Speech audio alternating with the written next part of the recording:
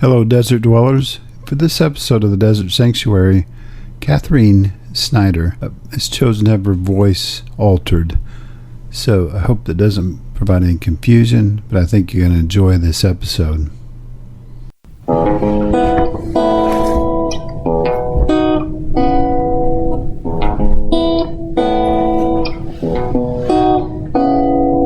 Welcome to the Desert Sanctuary with Karl and Laura Forehand.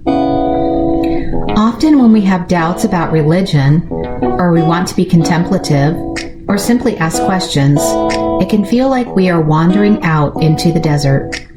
We would like to welcome you to our sanctuary, the Desert Sanctuary. We've tried to pick guests that resonate with our fellow friends and seekers here in the desert. Our hope is that you will find life for your body, soul, and spirit. And now, here is our show.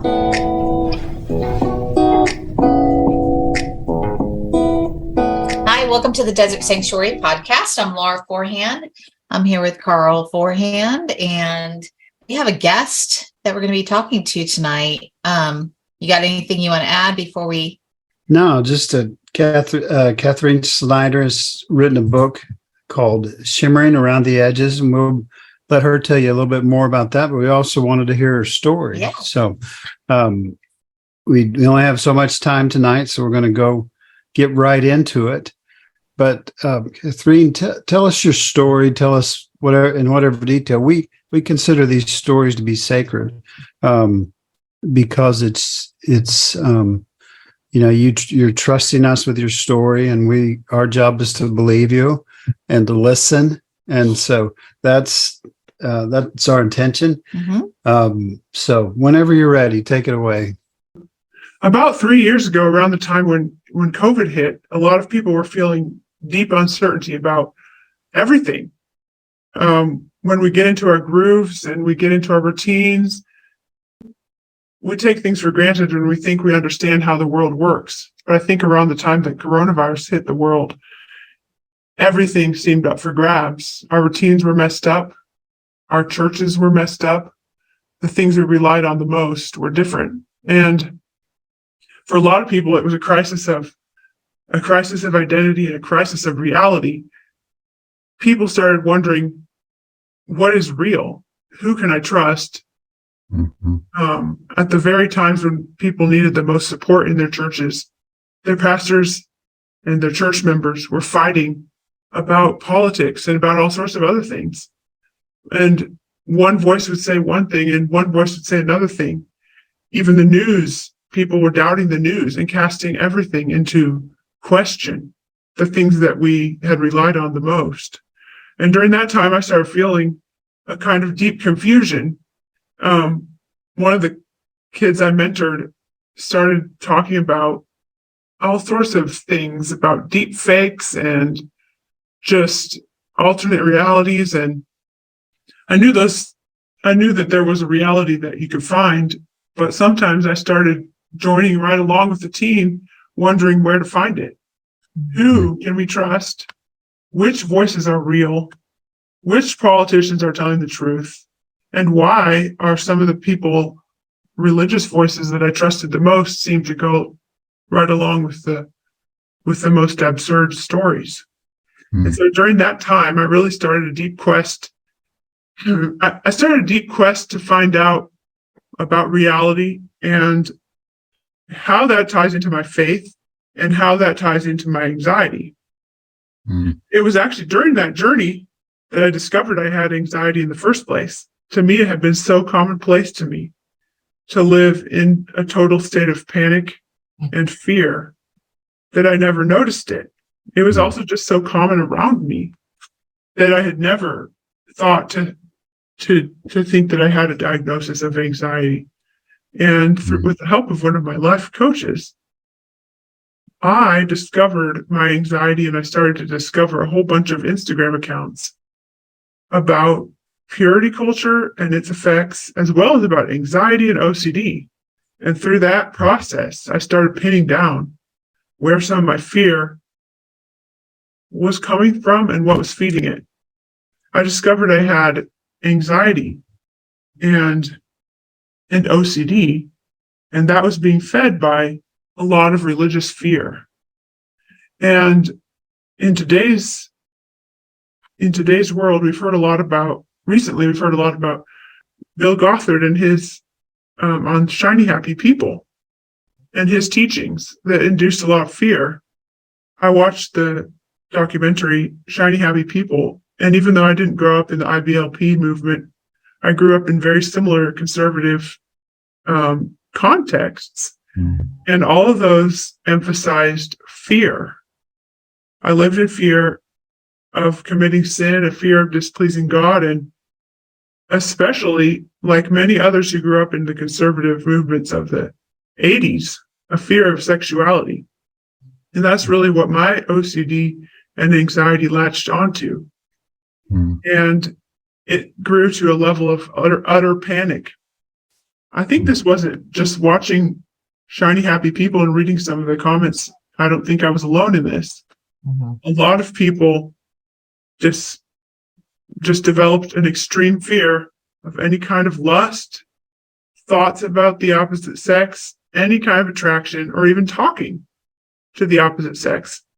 And that's where I developed my fear. I loved playing with my neighbor boys when I was little, and I was always climbing trees and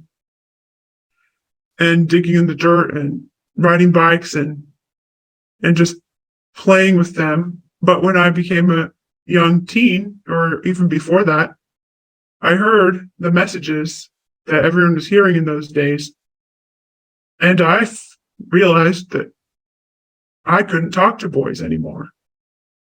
So I basically went into a period of not having any friends for about 20 years. And that's a little bit of what I talk about in my book, not only my journey out of that extreme fear, but also my journey of grappling with how to find reality. And the story itself, people have said it's very fast-paced, and that some people have read it in a day. They couldn't stop. But then after the story's over, I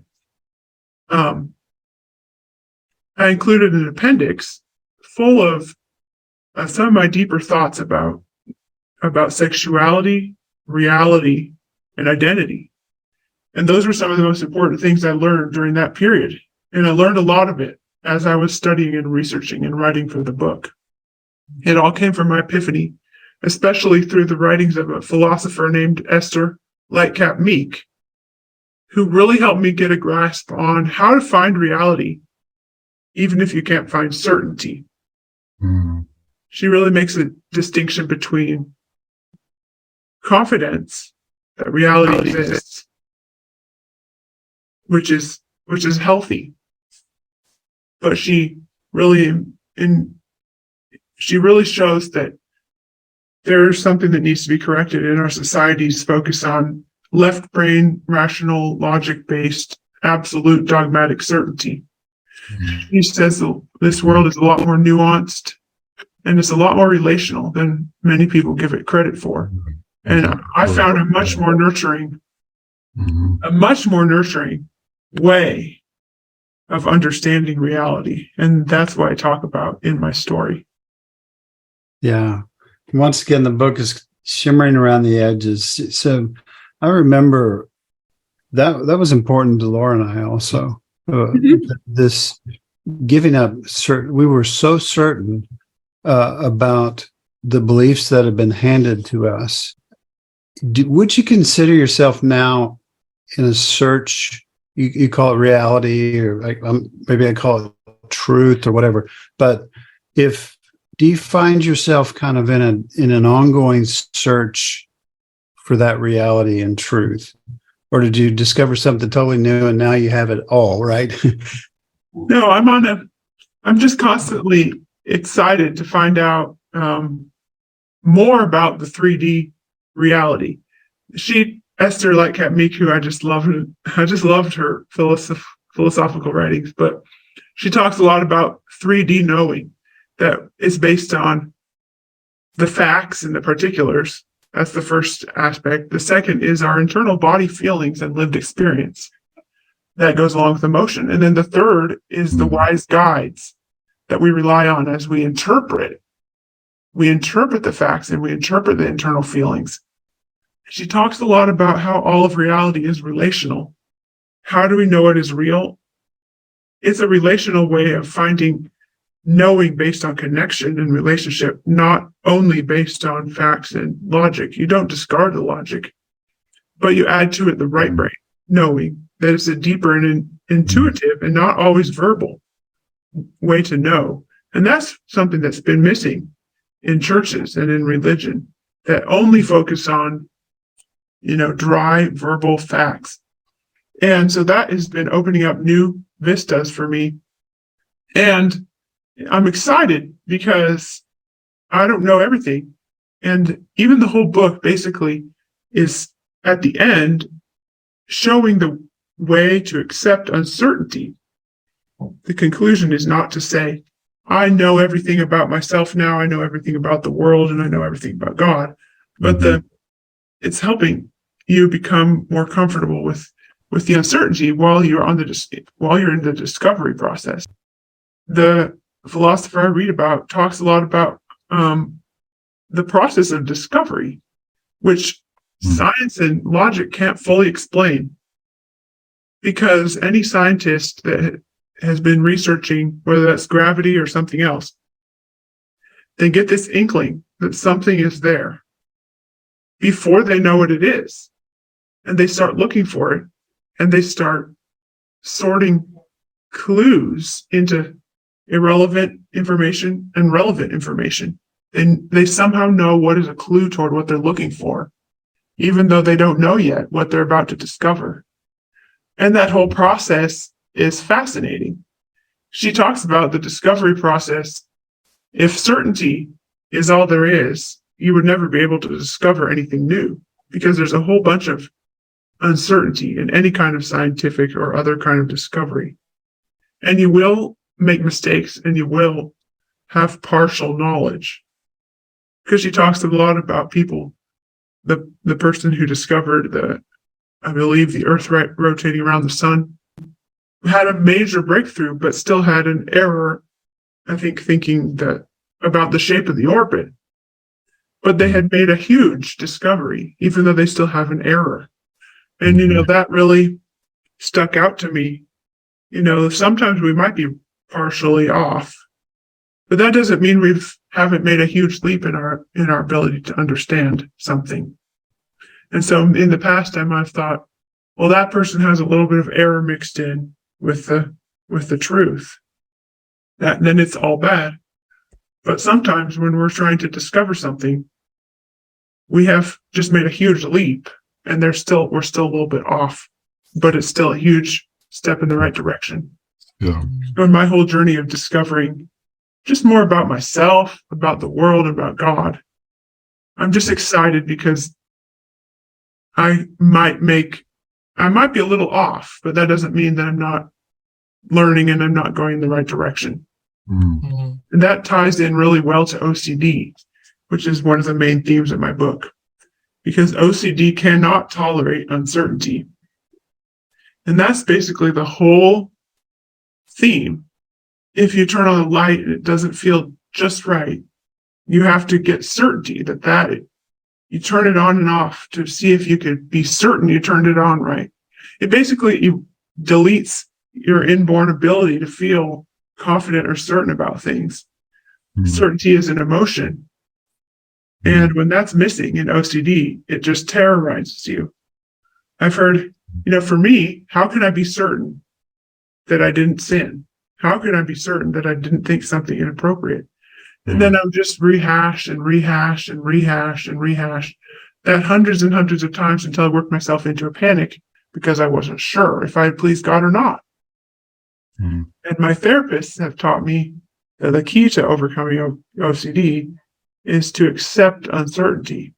That's so cool. I wanted to ask you, how does that feel? I don't want to make you cry or anything, but how does it make you feel to live differently? I mean, like this? Well, right at first, when I was going through the OCD treatment, it felt very, very scary. Mm-hmm.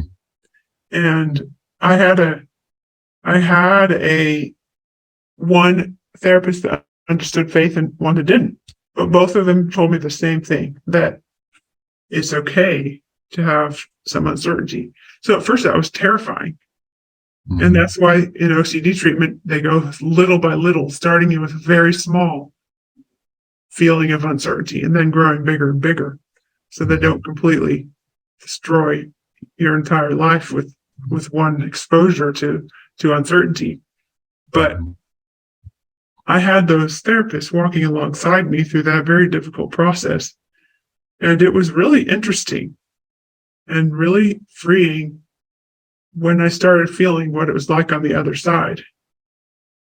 You know, I used to have some type of internal feeling that maybe I had sinned somehow. This would occur throughout my childhood with no specific, trigger. It's not like guilt where you ruined, you yelled at your mother or your sibling or your friend, and then you feel guilty and then you want to make it right. Instead, it would just come up at any random time. I would have a vague feeling that things weren't right. I might have sinned. And so that would be when I would go through my endless compulsions, trying to get the certainty to know what it was and how I could get free of it, And so now I've just learned that if I have a vague feeling, the key to OCD, the key phrase is maybe so, maybe not, maybe not. And so maybe I did something I don't know about. Maybe I didn't. They teach you not to say dogmatically either way. Maybe I thought an inappropriate thought, maybe I didn't. And then you just have to go on. Yeah. And so when I've just come up with these random feelings of discomfort inside, I just learned to say, I don't know. I don't know what it is. Yeah. I have to be uncertain about it. And that's been extremely freeing and very interesting. And some of the main, one of the things I talked about in there is just the whole evangelical and fundamentalist aversion to being gay. Well, someone in my life introduced the idea that I might be gay. It kind of matched up with parts of my life. Then I ruminated about it for years. Was I or wasn't I? Some things seemed to indicate I was, some things seemed to indicate I wasn't. So I constantly thought about that for several years until I discovered OCD treatment. And while there's still some possibility, they've taught me to not know. I don't need to know. I'm happy and I love all the gay people and straight people in my life. In fact, the gay people have been they're very loving and connective and artistic and have enriched my life greatly. And so have many other. So you said like you didn't really realize, like you had this anxiety and OCD when you were younger. So is this kind of like an atmosphere in your family dynamics that maybe you grew up with, or it was just kind of the norm in your family of origin, your household? Yeah, I think anxiety was the norm in my extended and immediate family. So I never noticed anything different. And did your parents or anybody else, they didn't notice it in you either because it was more the norm is? Yeah, I think, some it was noticed, but to a degree back then there wasn't as much information available as Instagram accounts and YouTube videos and all these types of things. And so they weren't completely confident what to do about it. Sure. Yeah. Plus, I'm also confident that just the whole church environment was full of anxiety. So as far as, I had a pastor yelling from the pulpit, unless you've confessed every single sin in your life, or unless you're 100% sure that you mourned for your sins and repented of all your sins, you weren't ever really saved. And so to me, an obsession with confessing my sins Mm-hmm. was to be expected. Now, that's also a symptom of OCD. Right. You have a pastor telling you, you might not have confessed your sins correctly. You need to mourn and weep. And I was like, well, I didn't mourn and weep. So what if I didn't do it right? And on the questioning went. Mm-hmm. And so that's partly why, I think people noticed when I got into this, these weird little obsessions, like it says praise God at all times. So then I had to write praise and thank God, or praise God. I had to write on every piece of paper that I use. And then pretty soon it became praise and thank God. Then pretty soon it was praise and thank God for all this. And then pretty soon it was praise and thank God for all this and everything. Then pretty soon instead of on every page, it was on every paragraph. And so that became, I think people did notice that because it was kind of getting out of hand. And like when I would confess things people didn't even remember I'd done, they were like, you don't need to confess that to me. You don't need to keep confessing these things. And then I'd be like, oh, now I need to obey God. Now I can't confess them because they told me not to. But it was always just that's how OCD works when it mixes up with religion. It's just a constant out of whack belief of things you need to do. For example, there's a verse that says, my son, eat honey because it is good. So therefore, I believed I had to eat honey at every meal, and I had to put a drop of honey on every piece of bread. And those are the kinds of burdens that I just couldn't get out from under. Of course, as I grew, as those were childhood obsessions, as I grew, people started noticing that type of thing, and I decided I didn't need to do all those crazy things. So I didn't realize just how much the OCD had gone underground into my thoughts. And that's, sometimes people call that pure OCD, where it's just inside your brain. When you think a thought, then you have to ruminate long enough to see if it's true or if it's not true. Ruminating and research are some ways that adults might demonstrate their OCD if their childhood compulsions were not socially acceptable. So I would spend hours researching on the computer. And this often was just about sexuality. What is sexuality? What is attraction? What is being gay? What is romance? I never had any kind of romantic relationship in my life. So I had no idea, probably mostly because of my extreme fear. I would frown at boys if they tried to say hi to me because I believed that was wrong. And so, researching what is romance, what is flirting, what is attraction, what is sexuality. I went round and round and round trying to figure out if I'd sinned by being attracted or flirting. And those are the types of ways that my OCD manifested in adulthood. I think it's interesting is like when you were talking about, your pastor, like preaching sin, the word that keeps coming up for me is like when things are super vague, right? So what is sin?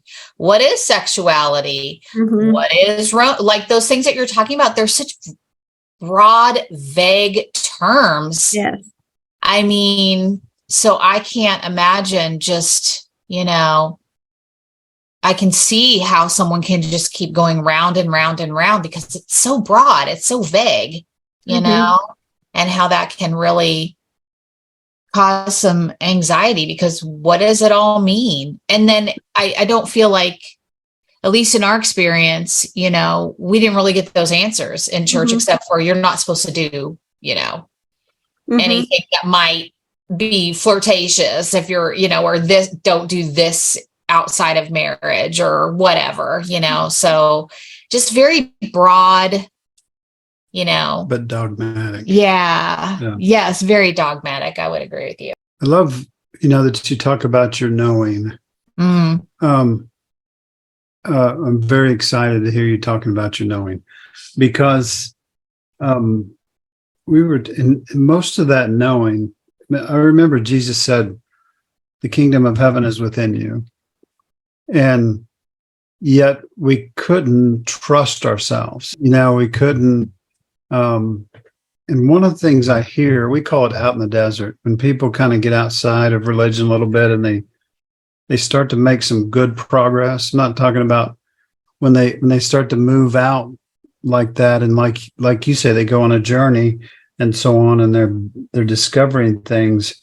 Most of them don't plunge into evil, and most of them don't, like you mentioned, you've met gay people now and so on. So, and you've realized they're also good. That we realize that a lot of that knowing comes from our body. And people say, this is what people say more than anything else out here in the desert.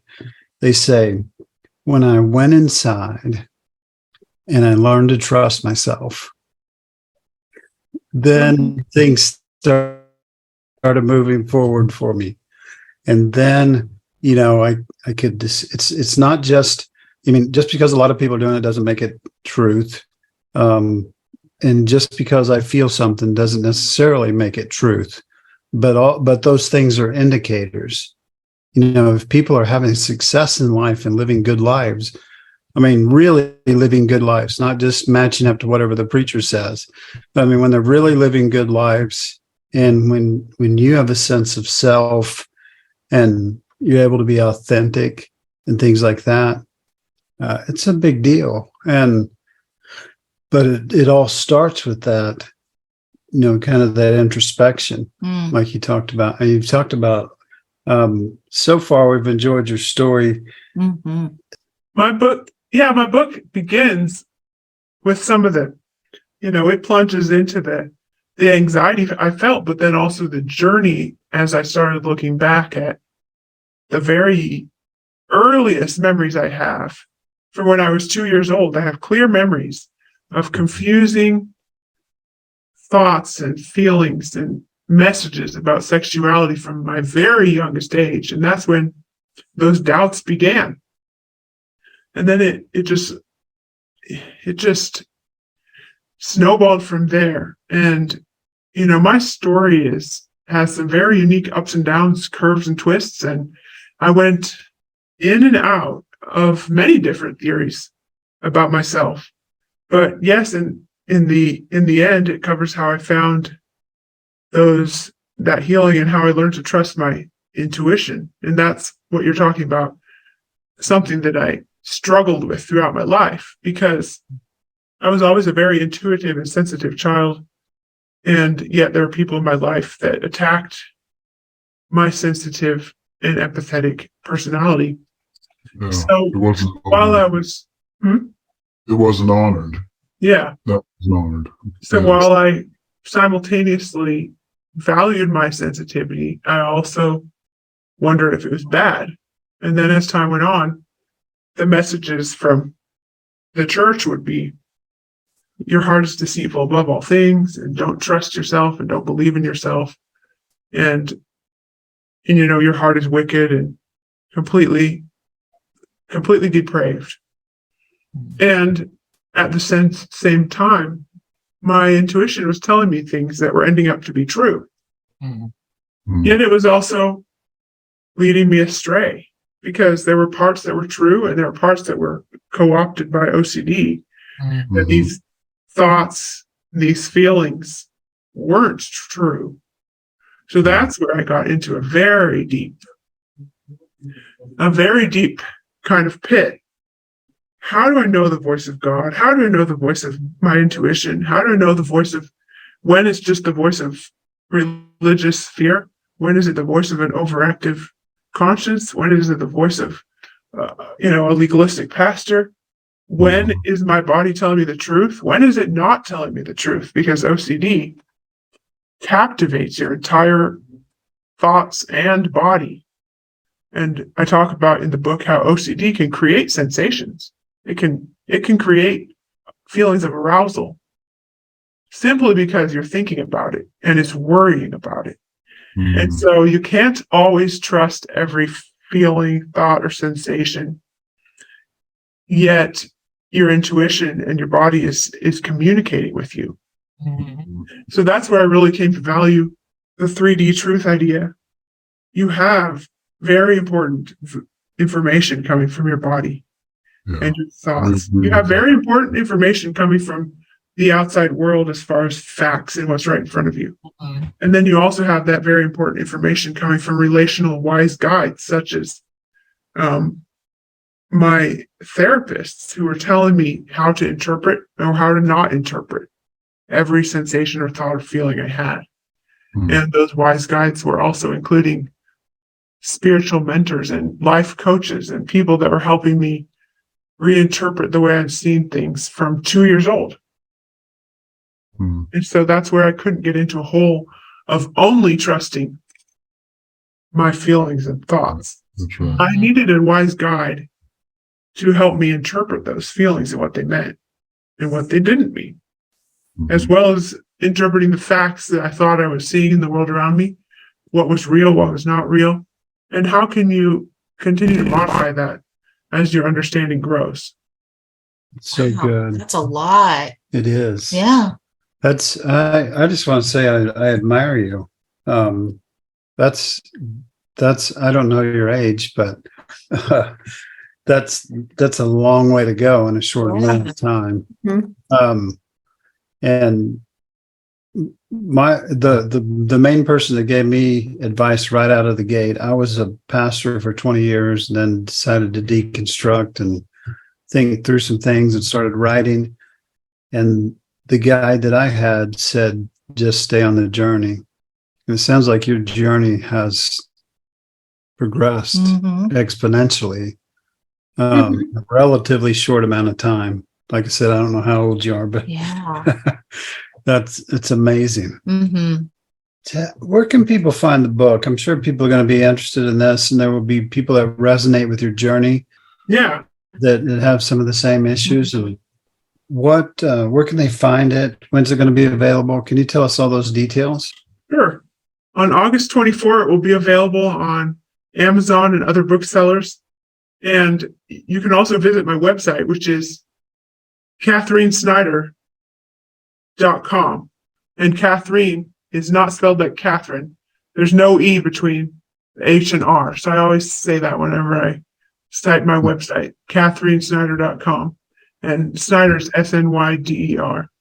Okay. So on my website, you'll be able to find a bunch of blog articles I wrote about all of these types of topics, about anxiety, about reality, and more. And you'll also be able to find a podcast link for another podcast where I talked even more about some of the unusual symptoms that I found on the sexuality side in a condition called persistent genital arousal disorder, and how that interplayed with OCD, which can create its own feelings of arousal, and how I came to find peace and really freedom once I stopped obsessing about it. Yeah. Mm-hmm. Because you get what you focus on, as they say, whatever your mind is thinking about the most. Just like a chef can really have a very fine-tuned sense of taste, or a music major has a very fine-tuned sense of hearing for all the overtones and all the undertones that other people don't sense.